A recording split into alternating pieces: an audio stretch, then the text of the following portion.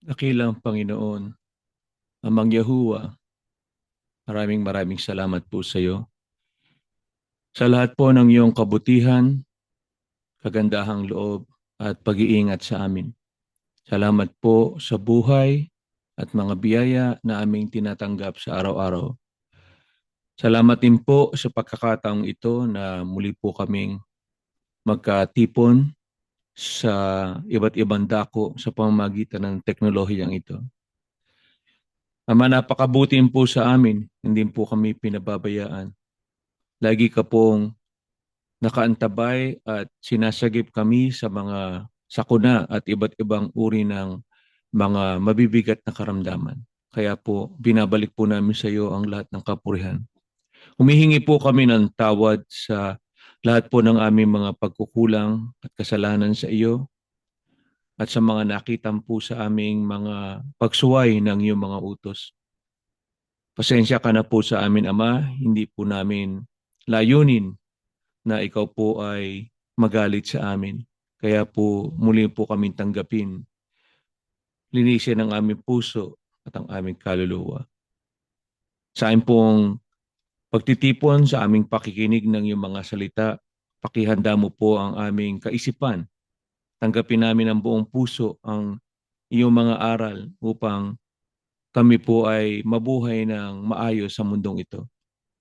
Alalahanin mo po ang iyong lingkod na maghahayag sa amin ng iyong mga kalooban. Basbasan mo po at tulungan upang lahat po kami ay makinabang at lalong tumibay sa iyong pananampalataya. Pakitanggap mo po ang aming handog. Basbasan mo po ang bawat sa amin. Hinihiling po namin ang lahat sa pangalan po ng Panginoong Yahushua na aming dakilang tagapagligtas. Amen.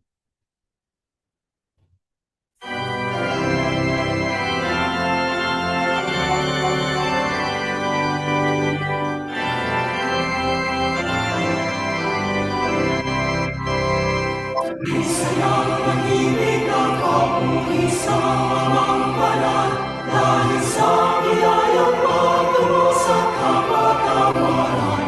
Sa pamamagitan niyang siya na kanyang anak, tayo ay mapamanan ng pangako niya. Kung mabuhay tayo may paggalang sa Panginoon, tayo magpasalamat at sundin ang utos niya. Ipagsiyang kasalanan ng ating mapagkuya, tayo ay sumaganan sa mabuting gawa. Ang alwalhati ng mga sa atin ay magliwanag. Pangingin ng ilaw niya, ibalik ang aral. At kapawawanan niya,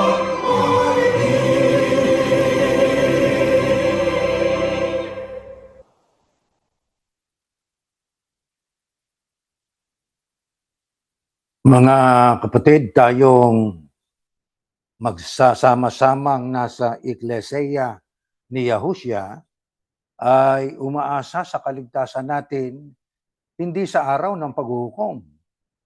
Ang ating pag-asa sa kaligtasan ay sa araw ng pag-agaw o rapture na kung saan ang Panginoong Yahushua ay bababa at sa alapaap doon sasalubong sa Kanya ang Kanyang mga kedushim o saints, yung mga pinagindapat na magdamo ng kaligtasan.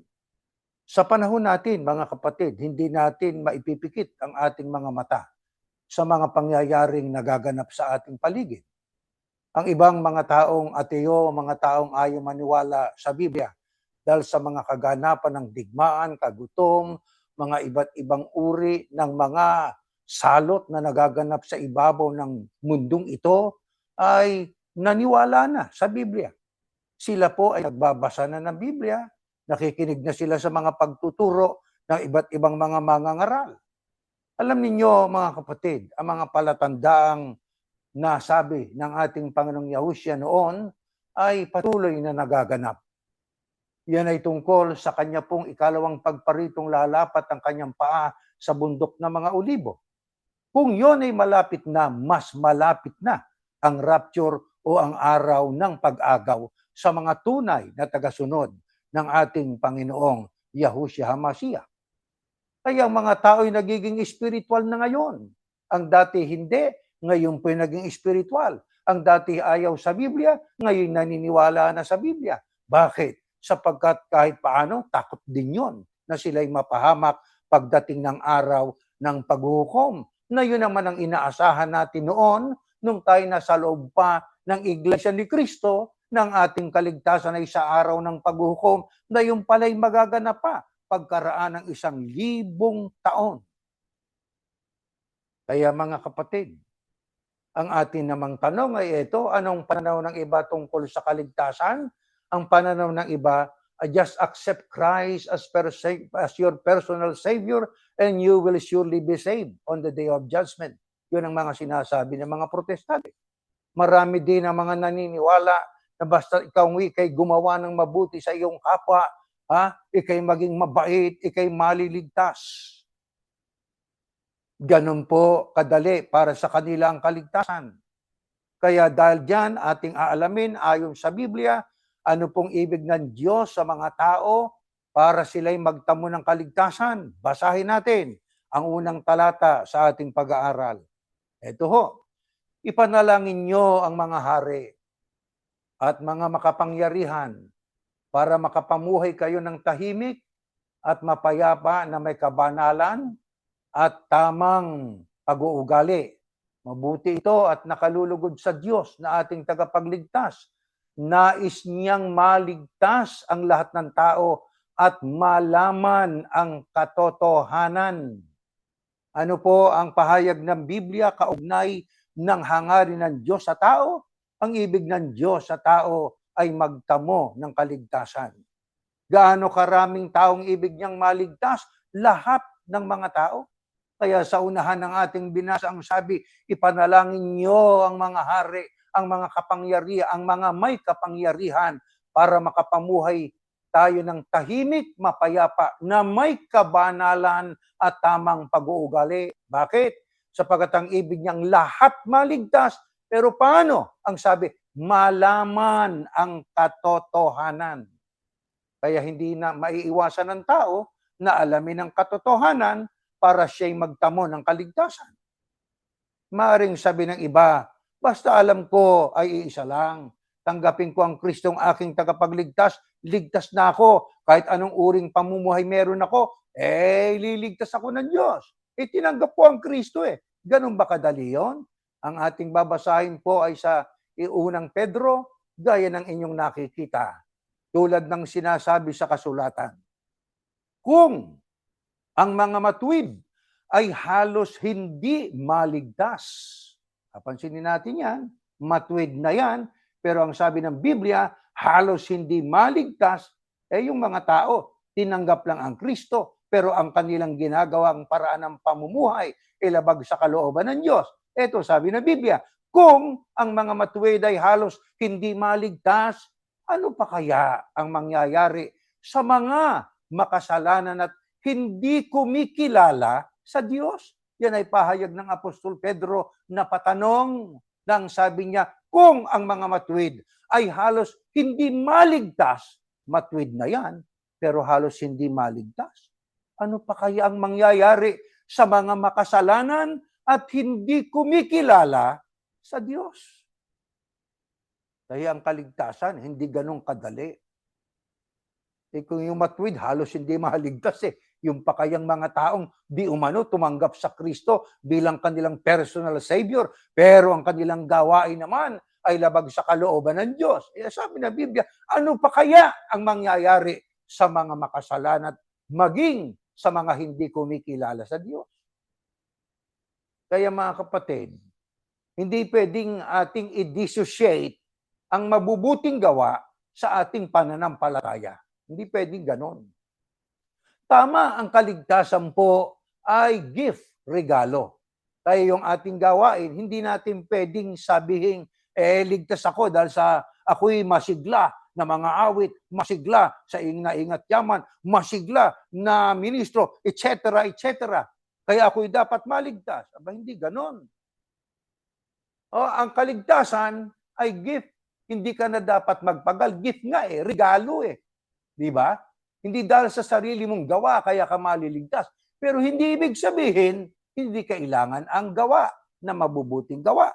Bakit? Ang sabi nga sa Ingles, faith is the cause, works are the result.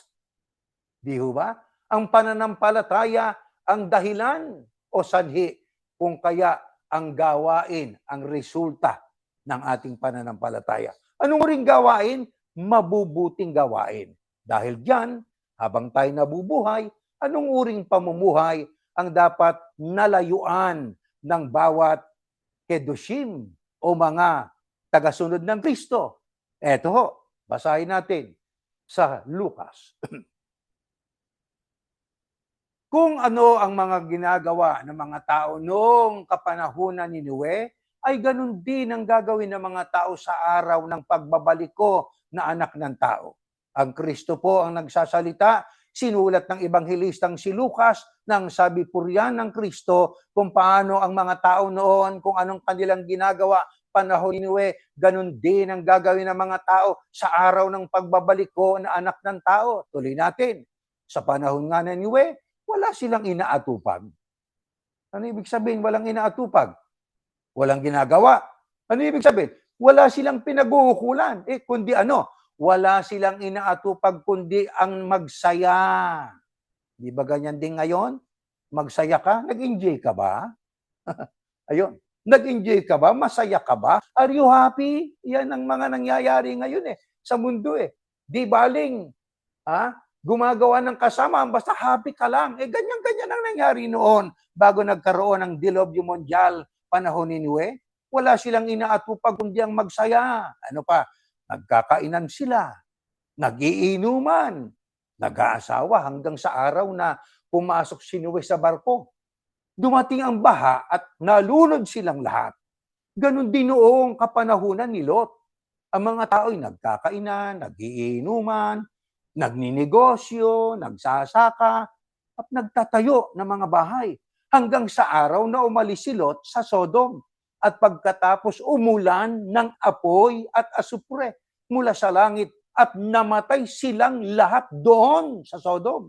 Ganyan din ang mangyayari sa araw ng pagbabalik ko na anak ng tao. Anong uring pamumuhay ang dapat layuan nating mga kabilang sa Iglesia ni Yahushua para tayo po ay makabilang sa rapture? Mga kapatid, layuan natin ang estilo ng pamumuhay noon ng mga tao panahon ni Noe at panahon ni Lot. Ano inaatupag nila? Magpakasaya, nagkakainan, nag-iinuman, nag-aasawa. Di ho ba? Nagninegosyo, nagsasaka, nagtatayo ng bahay. Nung panahon ni Lot, hanggang sa dumating po ang baha, nalunod silang lahat. Ano ibig sabihin? Hindi kasi naghahanda Ang inaatupag yung pansariling kaligayahan nila. Ganyan din ang nangyari nung panahon ni Lot sa Sodom. Kaya noong dumating ang apoy at asupre mula sa langit, namatay silang lahat doon sa Sodom.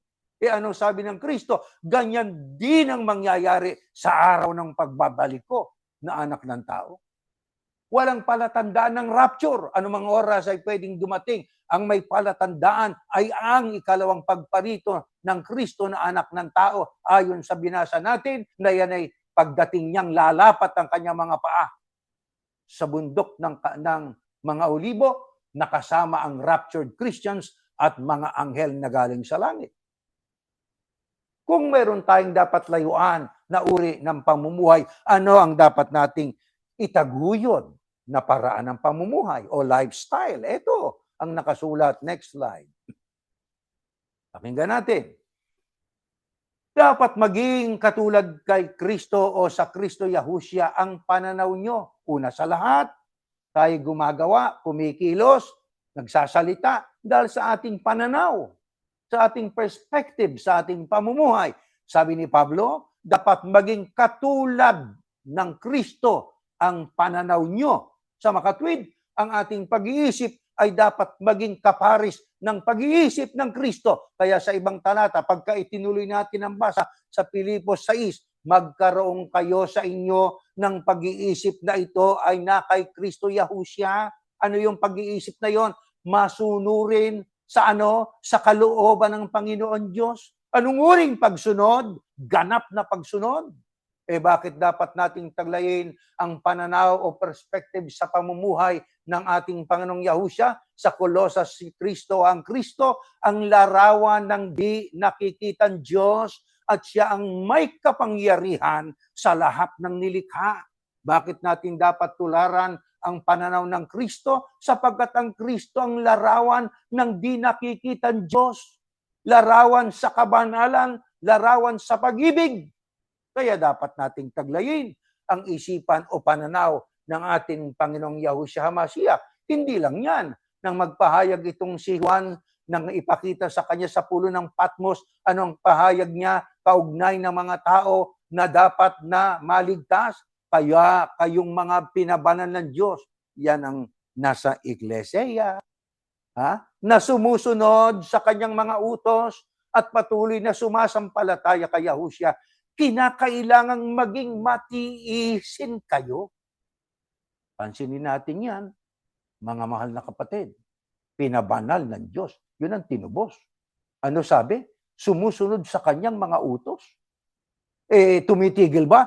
Patuloy ang pagsampalataya niya kay Yahushua. Hindi natitinag ang kanyang pananampalataya. Ano pa sabi? Kinakailangang maging matiisin kayo. Kailangan nating maging matiisin, mga kapatid. Patience, kailangan natin yun. Bakit? Ano ang sabi? Pagkatapos, may narinig akong tinig mula sa langit na nagsasabi, isulat mo ito, mapalad ang mga taong namatay na naglilingkod sa Panginoon. Mula ngayon, makakapagpahinga na sila sa mga paghihirap nila dahil tatanggapin na nila ang gantimpala para sa mabubuti nilang gawa. At ito'y pinatotohanan mismo ng banal na Espiritu. Bakit kanina sabi, pananaw na taglay natin, pananaw ng Kristo? Bakit ang ating dapat na sundin ay ang kalooban ng Ama? Sapagkat nasa pagsunod ang ating pong ikapagiging dapat sa harapan ng Panginoon Diyos. Anong kailangan para tayong makasunod? Maging matiisin. Kung wala tayong pagtitiis, hindi tayo makasusunod. Di ba totoo yun? Gaano ho kahalaga kapag tayo po'y sumusunod dahil sa tayo may pagtitiis. Ang sabi, mapalad. Hindi ho. Anong opposite ng mapalad? Hindi malas. Hindi sinabing malas ang mga taong namatay na naglilingkod sa Panginoon. Hindi ganon. Manapang sabi ng Biblia, mapalad ang mga taong namatay na naglilingkod sa Panginoon. Bakit mapalad? Mula ngayon makakapagpahinga na sila sa mga paghihirap nila. Bakit? Tatanggapin na nila ang gantimpala para sa mabubuti nilang gawa. Kaya pananampalataya, mabubuting gawa, at manatiling sumusunod. Yan po ang kailangan natin, mga kapatid. Kaya tanungin natin ang ating sarili, ano ba sa loobin natin? Ano bang ating pananaw? Baka ang ating pananaw ay yung pananaw ng katulad ng mga taong nabuhay ng panahon po bago nagkaroon ng bahanggunaw o bago sinupok ang Sodom at Gomorrah. Kailangan hindi ganon. Dapat po ay maging katulad ng sa ating Panginoong Yahushua. Paano tayo dapat mabuhay sa harap ng maraming hamon sa buhay? Sakit, problema, tuition fee ng mga anak, utang, kabila-kabila ang ating utang Ito sabi ng Biblia. Pakinggan nga natin itong Efeso. Ganito po nakasulat, mga kapatid. Kaya, mag-ingat kayo kung paano kayo namumuhay. Ayun, kung paano kayo mamuhay. Ayan, sabi ng Biblia. Itong Tagalog minsan, nakakautal tayo. No? Kaya dapat mag-ingat, maging sa pamumuhay, sapagkat may panganib sa isang uri ng pamumuhay. Ano yan? Huwag kayong mamuhay tulad ng mga mangmang. Anong katumbas ng mangmang? Bobo. Anong katumbas ng mangmang? Walang alam. Maaring may alam, kukunti lang. Pero dito sa Biblia, meron ding definisyon Ito sabi, huwag kayong mamuhay tulad ng mga mangmang.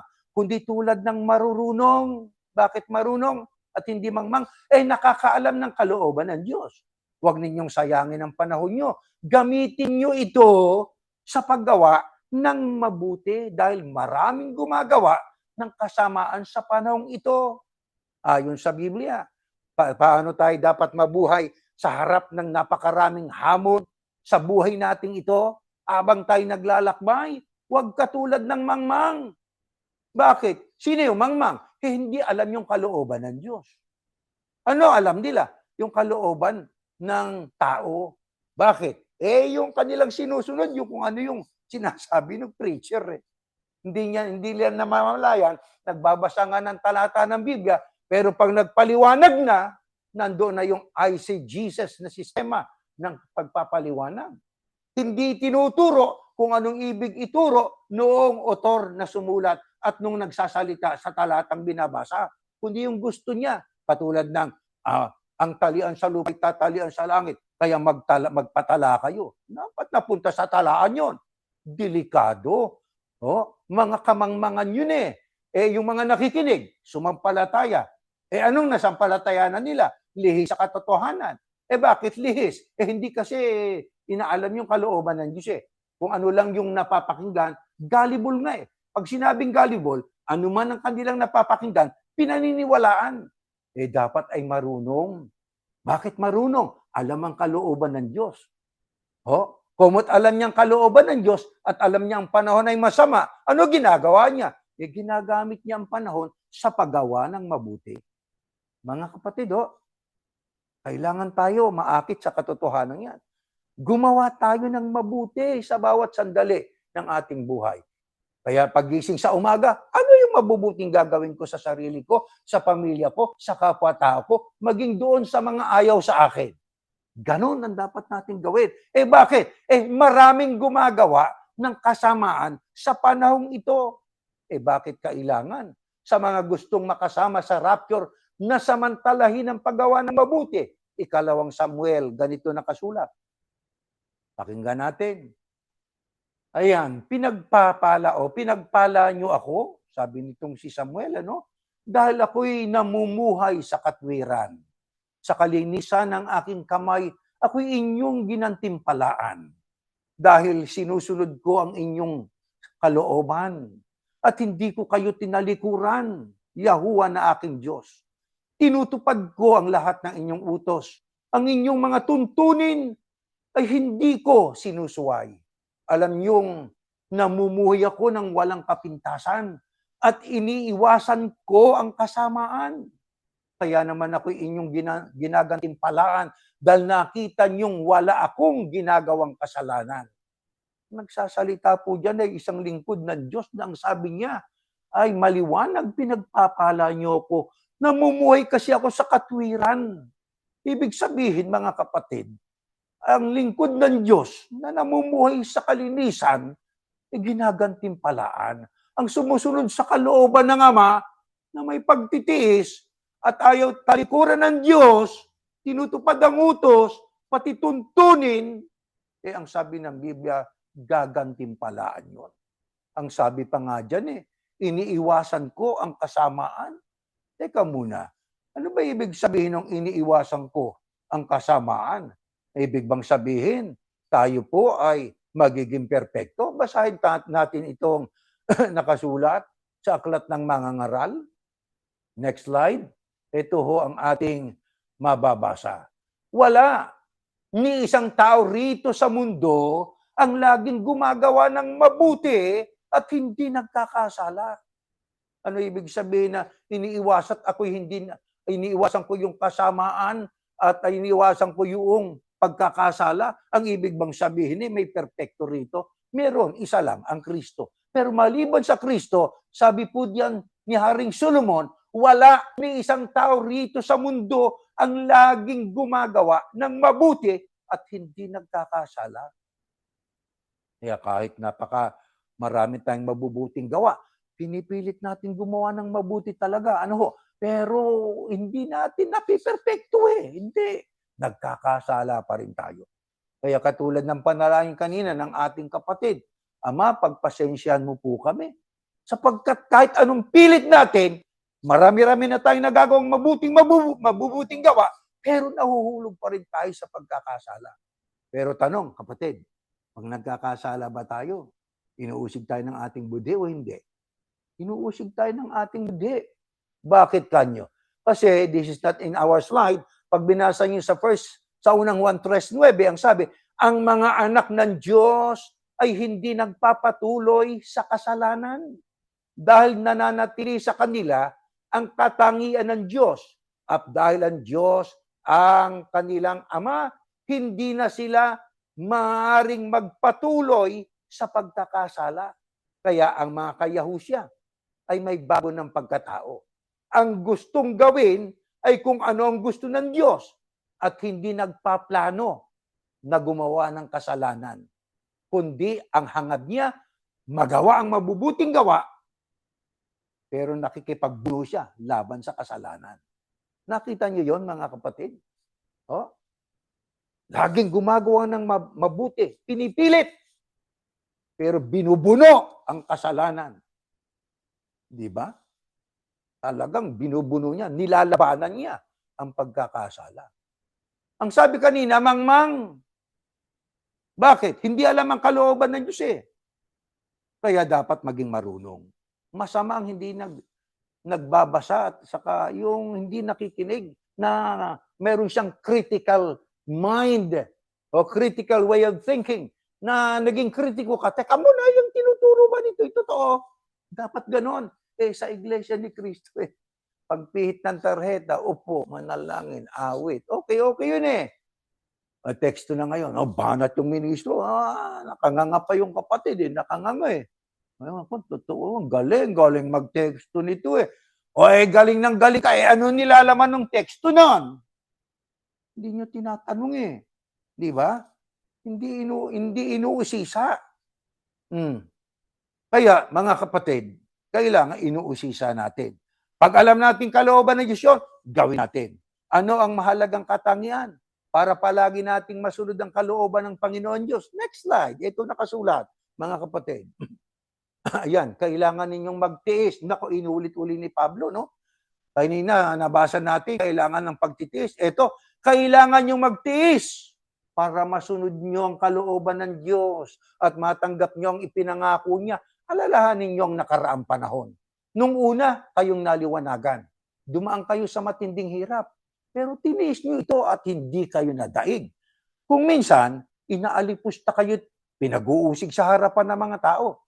At kung minsan naman, dinadamayan nyo ang mga kapatid na dumaranas ng ganitong pagsubok. Ano ang mahalagang katangian para palagi nating masunod ang kalooban ng ating Panginoon Diyos na si Yahuwah? Magtitiis. Magtiis kayo ang wika para masunod nyo ang kalooban ng Diyos. Magtitiis tayo habang tayo po ay nakikinig sa pagsamba. Tiis. May sakit sa likod, may arthritis ka, may karamdaman, pinipilit na makinig. Magtitiis. Ano layunin? Para matanggap nyo pangako ng Diyos eh. No, sabi, alalahanin nyo. Ito sabi, nakarang panahon nung una, kayong naliwanagan. Paano ba tayo naliwanagan nun? Di ba nagtiis tayo? Ang bakit? Sapagkat ang iba sa atin ay inalipusta eh. Ay, nakikinig ka dyan. Inalipusta, inuusig. Tiniis natin yun eh. Di ba? At kung magkaminsan, may mga kapatid tayo na kasama sa ating paglilingkod na medyo nahihirapan, pinapayuhan pa natin eh. Di ba? Dinadabayan pa natin yun. Kung noon, umpisa, natiis natin, nayakap natin yun, tama. Ngayon pa kaya, na nasa tamang-tama na tayo? Nasa very small remnant na tayo of the daughter of Zion, na siyang nanindigan at nagpatuloy sa pagsunod sa kalooban ng Panginoon Diyos. Maaring libo-libo, milyon pa ang tumalikod, pero kukunti ang nagpatuloy. Yung konting yon ang sinasabi ng Biblia. Nang sabi, maraming tinawag, kukunti ang mga pinili.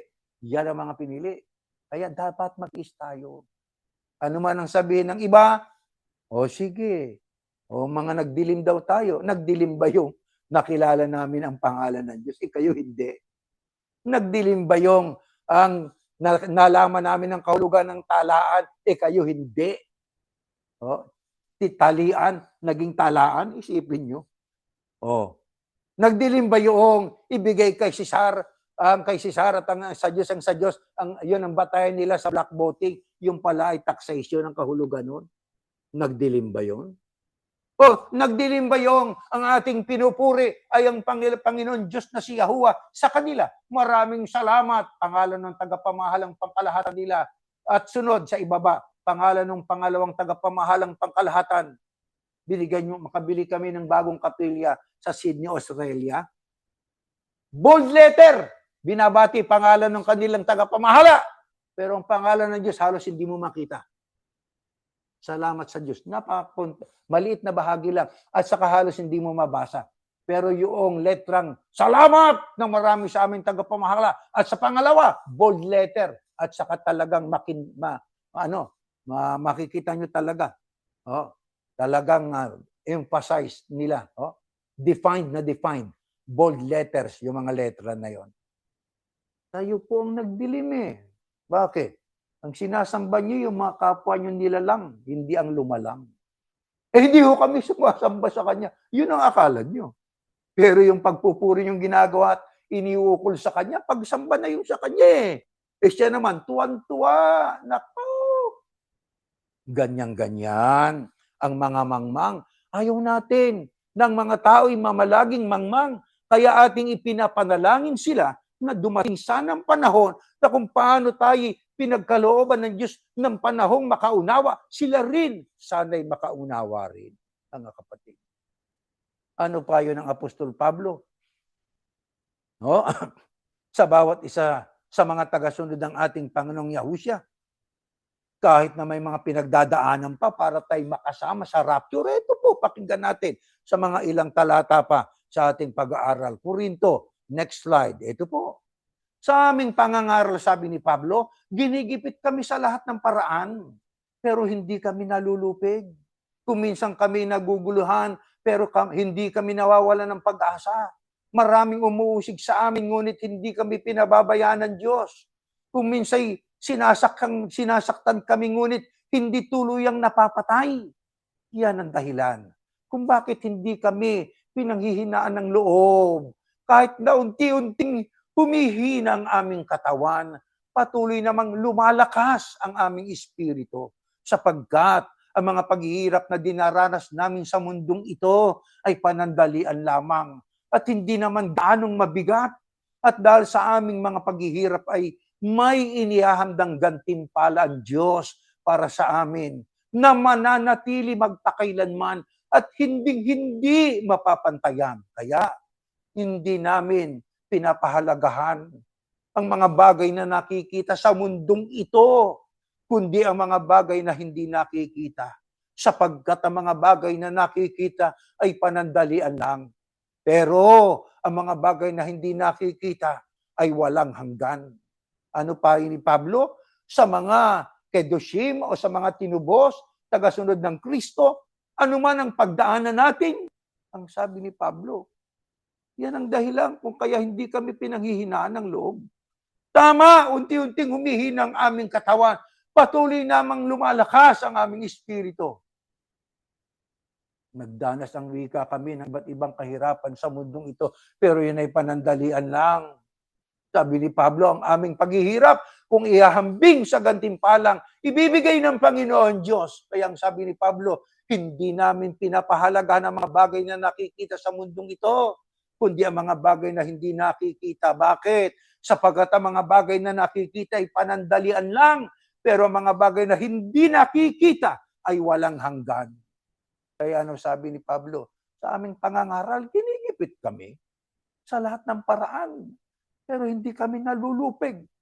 Minsan kami naguguluhan, pero hindi kami nawawala ng pag-asa. Maraming umuusig sa amin, ngunit hindi kami pinababayaan ng Diyos.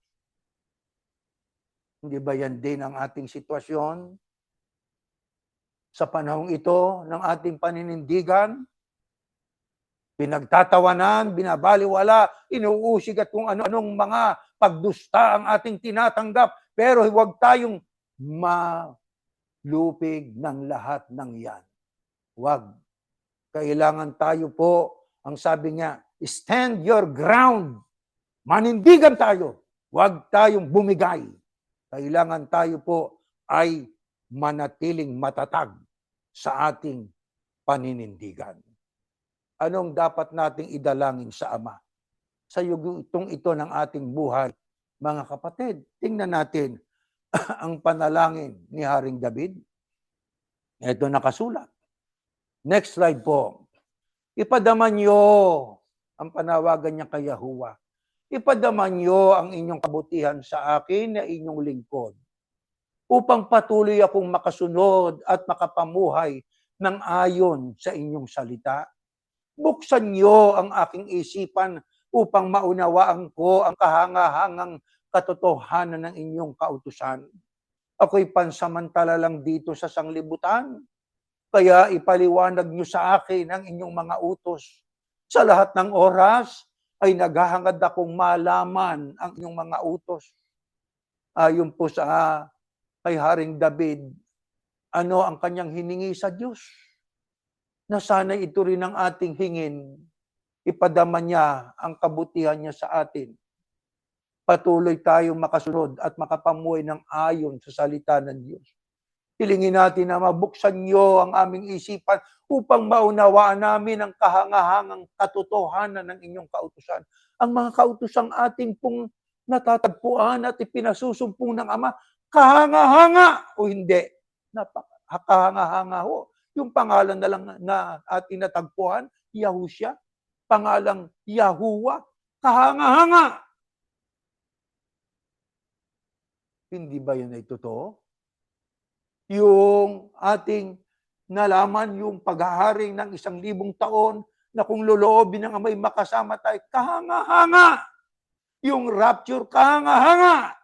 Yan ang ating sabihin din sa Ama, gaya ng dalangin ni Haring David. Ang sabi, ako'y pansamantala lang dito sa sanglibutan. Totoo naman po yun. Lahat tayo pansamantala. Kaya ipaliwanag niyo sa akin ang inyong mga utos. Ibig lang sabihin ni David, habang siya'y nabubuhay, napakasarap malaman pa ang mga katotohanan ng Ama. Sa lahat ang wika ng oras, walang minuto o segundo. Ang sabi ni David, naghangad akong malaman ang inyong mga utos. Kaya mga kapatid, yan ang ating tularan. Si David, yung panalangin niya ay naglalaman ng pananabik niya sa mga kalooban ng ating Panginoon Diyos. Ano pa sabi ng Biblia? Na kailangan natin, ito, pakinggan po natin. Ang pahayag po sa mga talatang kasunod ito. Napapahamak ang aking mga mamamayan dahil kulang ang kaalaman nila tungkol sa akin. Yan naman ang problema ng mga mangma. Yung ayaw ipanalangin malaman saan ang kalooban ng Ama. Ang kanila'y husto na sila kung ano yung itinuturo sa kanila. Kaya kulang-kulang yung alam nila eh. Di ho ba? Bakit? Ang sabi, mapapahamak. Yan ang kasamaan ng aking mamamayan dahil kulang ang kaalaman tungkol sa akin. Kaya kung kulang ang kaalaman tungkol sa Diyos, mapapahamak pa rin kahit ikay kabilang sa bayan ng Diyos. Sapagkat kayo mismo mga pare, tagapagturo yan, ay tinanggihan ng kaalamang ito. Aba nakasulat sa Biblia. Ayaw namang ituro nitong mga mangangaral. Pagtanggi o hindi? Pagtanggi. Kaya ano sabi ng Diyos? Kaya tinatanggihan ko rin kayo bilang mga pari ko. Mayroon po mga mangangaral ngayon. Akala nila tagapangaral pa rin sila ng Panginoon Diyos. Pero hindi nila namamalayan. Hindi na pala sila tagapangaral ng Panginoon Diyos. Kundi sila ay tagapangaral na ng kanilang leader na pinaka-leader nila. Hindi na sila tagapangaral ng Diyos. Bakit? Tinanggihan nila ang kaalaman ng Diyos Ayaw nilang tanggaping pangalan ng Diyos Yahuwah. Ayaw nilang tanggaping ang pangalan ng tagapagligtas ay Yahushua. Hindi na tinanggap, pinagtawanan pa. Kaya ang sabi ng Diyos, tinanggihan ko rin kayong mga paring kayo. Kinalimutan ninyong kautusan ko, kaya kalilimutan ko rin ang mga anak, ko rin ang mga anak ninyo, sabi ng Panginoon Diyos. Kaya mga kapatid, mahalagang pagsunod Paano masusunod? Ang kalooban ng Ama, alamin natin. Kaya may utak tayo May common sense tayo. Meron tayong sariling, discernment. Malalaman naman natin ang tama sa mali eh. Di ba? Ano sabi ng Biblia? Kahalagaan ng pagsunod sa tamang aral. Ang mga sumusunod sa utos niya, nananatili sa Kanya. At siya'y nananatili rin sa kanila. At malalaman natin na nananatili ang Diyos sa atin sa pamamagitan ng banal na Espiritu na ibinigay niya sa atin. Ayon sa Biblia, gaano ka-importante ang pagsunod? Pananatiling pagsunod. Ang sabi ng Biblia, ang mga sumusunod sa utos niya, utos ng Panginoon Diyos, nananatili sa Kanya. At siya'y nananatili rin sa kanila. Kaya makikita ninyo, di ba? Mayroong symbiotic relationship. Nanatili ka sa Diyos, sa salita niya, mananatili rin siya sa iyo. Tinakwil mo salita ng Diyos, itatakwil ka rin niya. Nakita ninyo mga kapatid, ang kaibahan ng pananatili sa pagsunod. Hindi tayo perpekto. Walang makasusunod ng perpekto. Isa lang ang Kristo lang. Pero pilitin natin na makasunod. At sa bawat sandali, ang ating hangaring gumawa ng mabuti. Ano po ang kahalagahan at anong ating mapapala pagka ating nalaman at pilit na malaman ang kalooban ng Panginoon Diyos? Eto ang pahayag ng Biblia. Next slide. Pakinggan po natin mga kapatid. Dito po sa Josue, sa English ay Joshua, huwag mong kalimutang basahin. Ano yun? Ang aklat ng kautusan.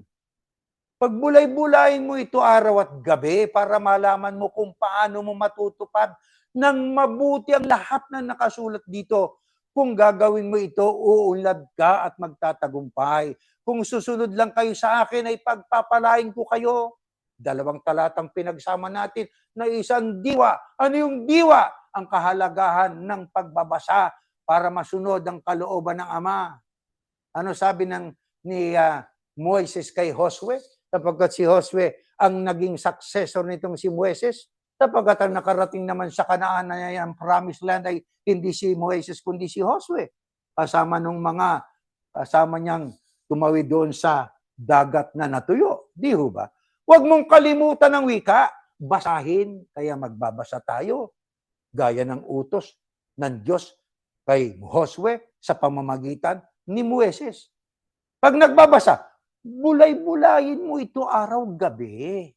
Kaya pag nagbabasa, binubulay-bulay. Pag binubulay-bulay, ginagamit ang isip. Hindi lang po pakikinig. No? Pag nagbabasa ka, ginamit mo na yung sense of sight, ginamit mo pa yung sense of thinking, yung ating pag-iisip. May isip tayo kaya tayo binigyan ng Diyos ng brain. Di ba? Huwag mong payagan na ang brain mo masapawa ng brain ng iba.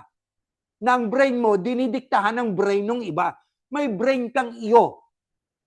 Mayroon kang sariling volition of free will. Mayroon kang sariling discernment. Kaya gamitin natin yon. Bulay-bulay. Paano? Gaano? Kadalas. Araw-gabi. Ano layunin? Para malaman mo kung paano mo matutupad ng mabuti ang lahat ng nakasulat sa kasulatan. Ano ang pangako? Uunlad at magtatagumpay. Ano pa? Sa 19, pagpapalain ko kayo kung susunod lang kayo sa akin. Kaya ang pagsunod, mga kapatid, mahalaga. Ano ho, mga kapatid? Mula sa amin na mga ministro, lahat po ng mga padre de pamilya, madre de pamilya, mga anak, tayong narito po sama-sama sa Iglesia ni Yahushua, yan po ang maging priority natin. Pagsunod, at binubuno ang kasamaan at kasalanan. Ano ang kahulugan ng palaging pagsunod sa mga ipinangaral ng Panginoong Yahuwah sa atin sa pamamagitan ng kanyang bugtong na anak? Next slide. Ganito po ang ating mababasa, mga kapatid. Ang sino mang tumatanggap at sumusunod sa mga utos ko ang siyang nagmamahal sa akin. At ang nagmamahal sa akin ay mamahalin din ng aking Ama. Mamahalin ko rin siya at ipapakilala ko ang aking sarili sa kanya. Kaya sinabi na Yahushua sa kanila, hindi galing sa akin. ang mga itinuturo ko, kundi sa nagsugo sa akin.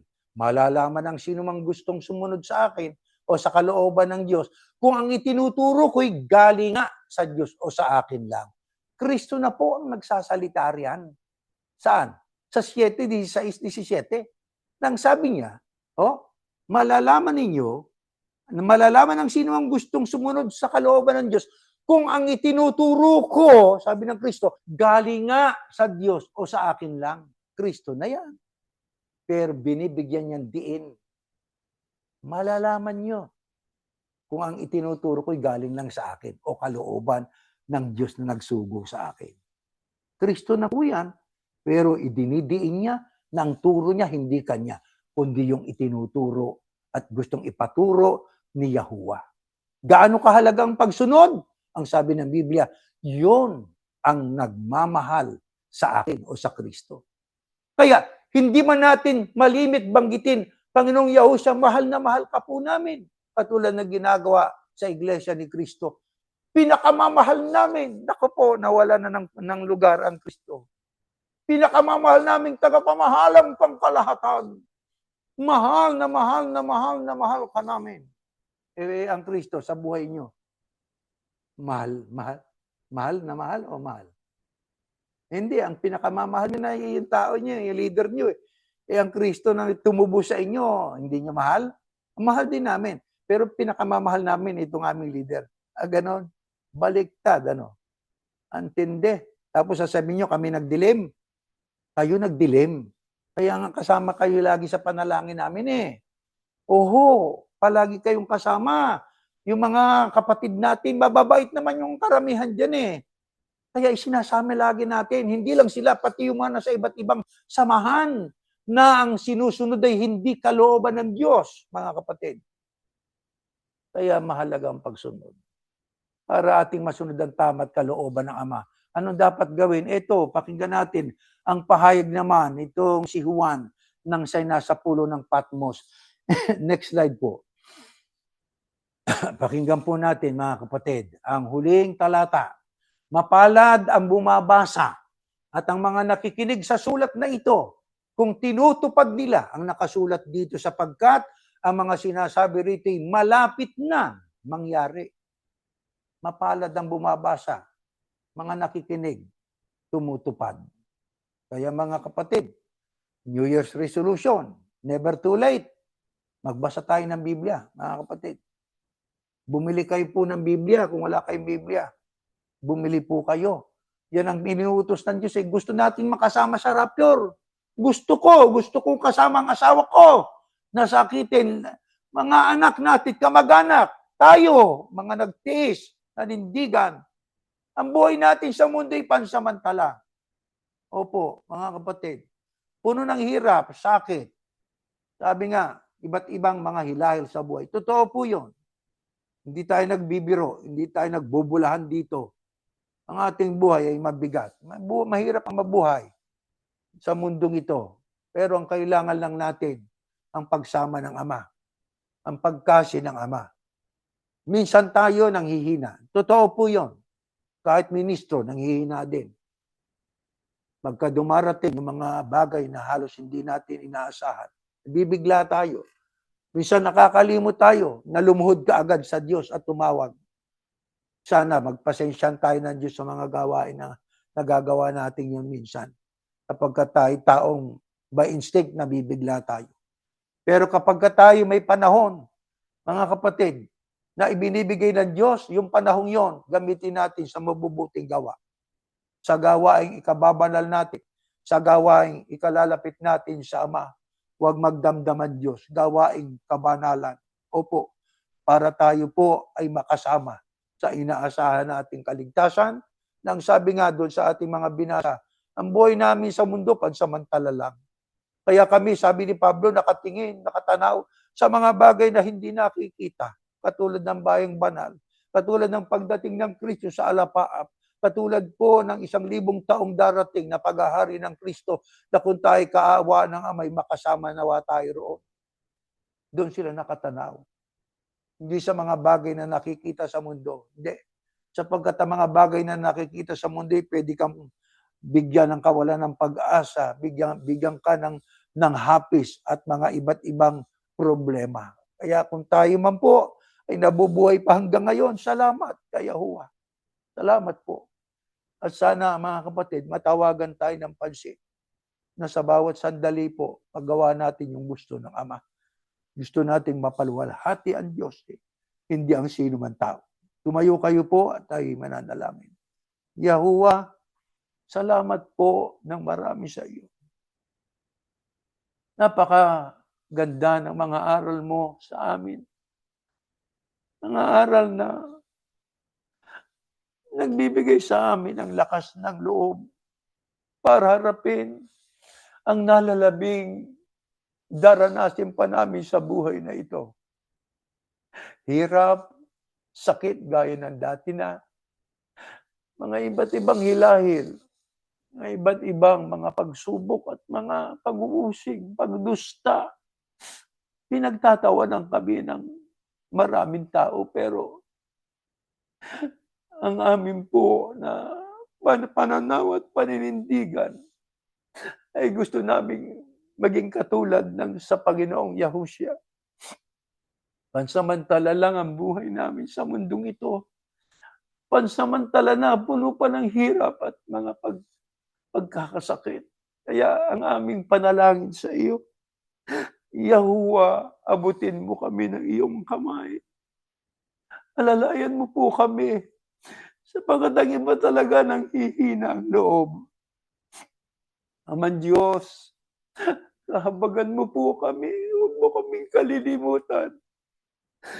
Pag tumatawag kami sa aming kanya-kanyang tahanan, dinggin mo po kami, Panginoon.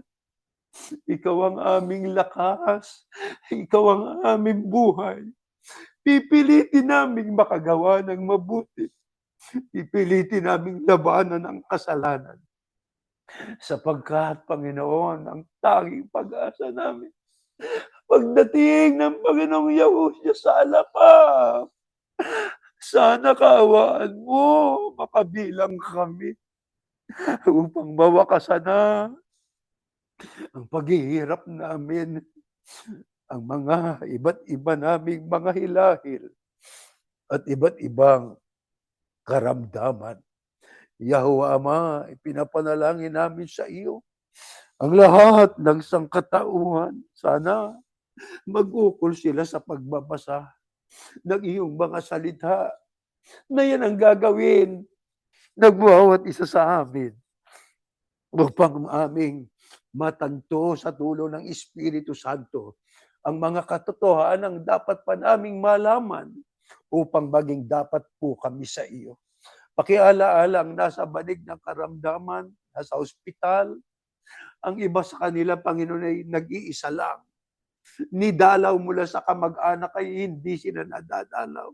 Maawa ka po sa kanila. Pakitulungan mo po ang mga may sakit, ang mga may edad naming mga kapatid. Kaawaan mo po na sana ibangon pa sila. Kung po pwede, makasama kami na buhay sa pagsalubong sa iyong anak. Salamat po. Ang lahat ay sa panalangin namin ito ay hinihiling namin sa ngalan ng iyong anak, ang Panginoong Yahushua HaMashiach. Amen.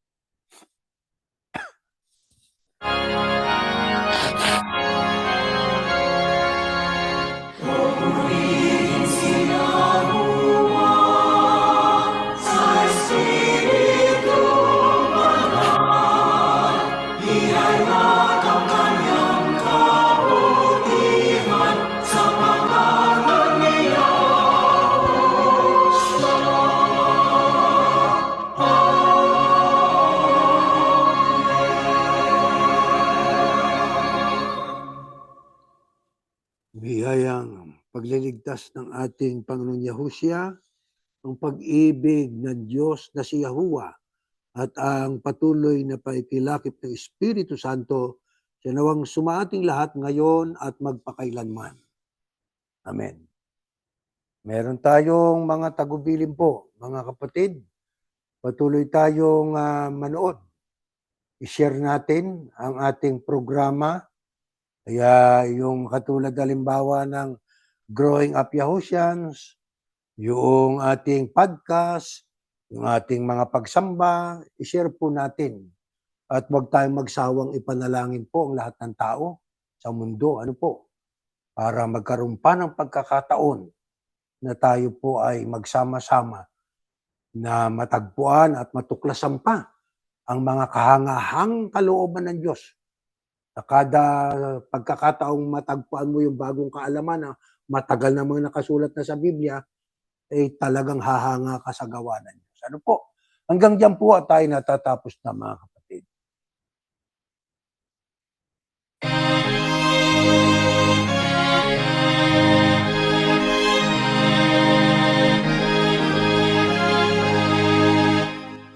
Sa puso natin ang aral ng Diyos Yahuwa at maging matatag. Pagkatyak na darating araw ng paghuhukom o kaya siya'y tingin. Mga labing ang iglesia, ipagtanggol ang katwiran gamit ang sandal.